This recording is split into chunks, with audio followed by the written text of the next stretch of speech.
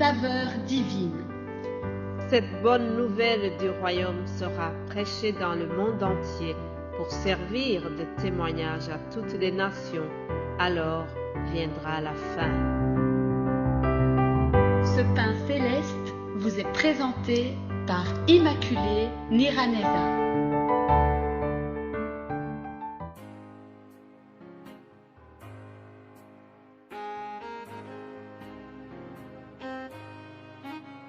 Bienvenue très chers amis à l'écoute de l'émission Saveur divine.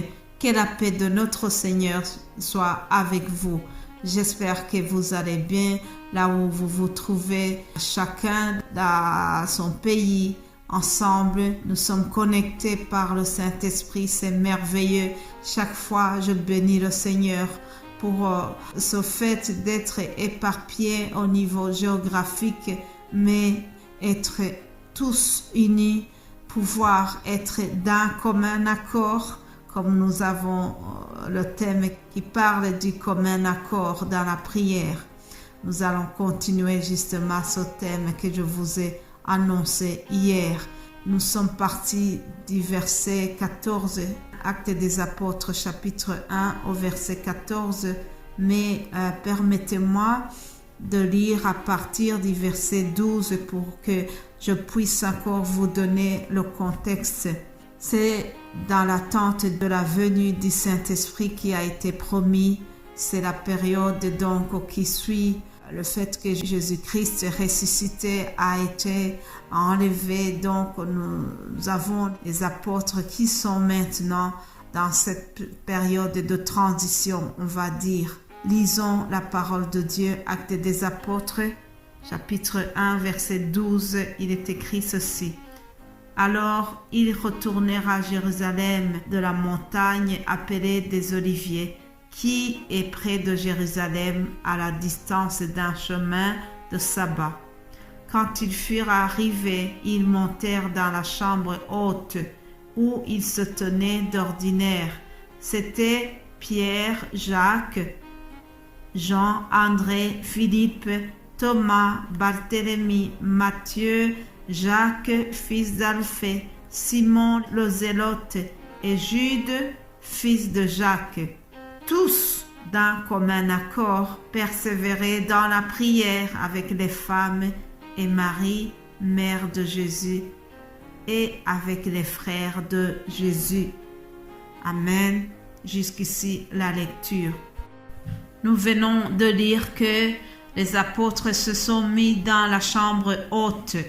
La chambre haute, ça, c'est vraiment le symbole du lieu de prière, le lieu d'intimité, le lieu de rencontre avec le Seigneur.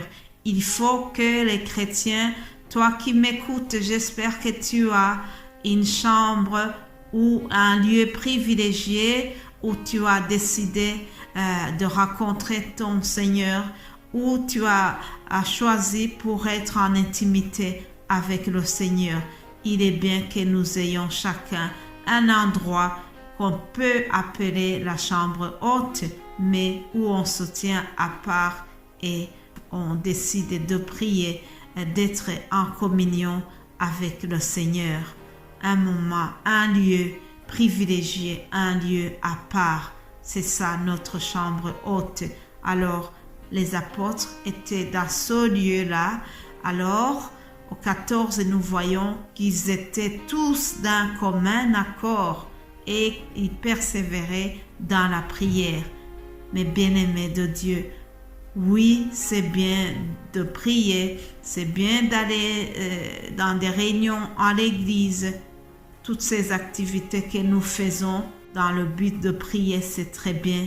Mais il est important que dans nos réunions de prière, il est très important qu'on soit d'un commun accord, qu'on ait le même but dans la prière. Vraiment, il faut avoir les mêmes idées, il faut avoir le même objectif, être en union de cœur. Lorsqu'on est dans cette attitude-là, quoi qu'il arrive, notre prière est entendue. Et lorsqu'on est dans une attitude pareille, le Saint-Esprit vient aussi pour être avec nous. Alléluia. Alors, comme les apôtres étaient dans ce lieu et qu'ils étaient dans le même état d'esprit, on va dire le même état d'esprit, le commun accord, voilà ce qui est arrivé. C'est d'abord la puissance. Lorsqu'on prie en ayant le même cœur, en ayant le même objectif, il y a une puissance qui arrive. C'est là que Jésus-Christ a promis dans Actes des Apôtres, chapitre 1, verset 8. Il leur avait dit, vous recevrez une puissance, le Saint-Esprit survenant sur vous, et vous serez mes témoins à Jérusalem, dans toute la Judée et jusqu'à l'extrémité de la terre.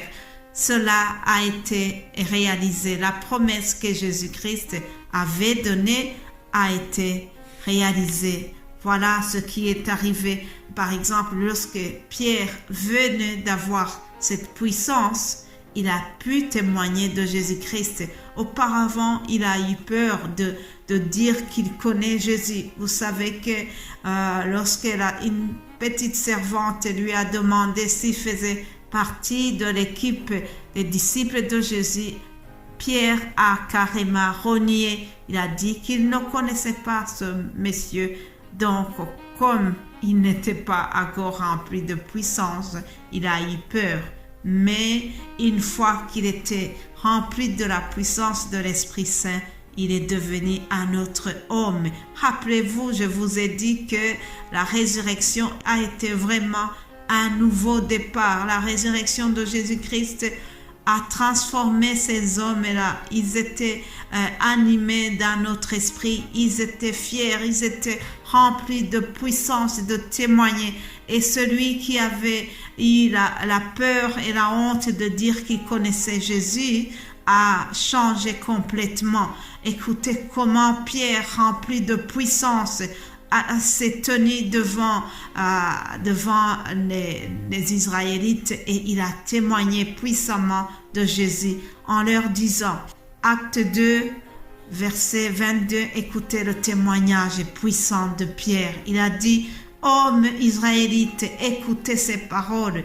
Jésus de Nazareth, cet homme à qui Dieu a rendu témoignage devant vous par les miracles et les prodiges et les signes qu'il a opérés par lui au milieu de vous, comme vous le savez vous-même. Cet homme, livré selon le dessein arrêté et selon la prescience de Dieu, vous l'avez crucifié. Vous l'avez fait mourir par la main des impies. Dieu l'a ressuscité. On le délivra des liens de la mort parce qu'il n'était pas possible qu'il soit retenu par la mort. Alléluia. Voilà le témoignage de Pierre, rempli de puissance devant ces hommes-là qui étaient des autorités quand même influentes.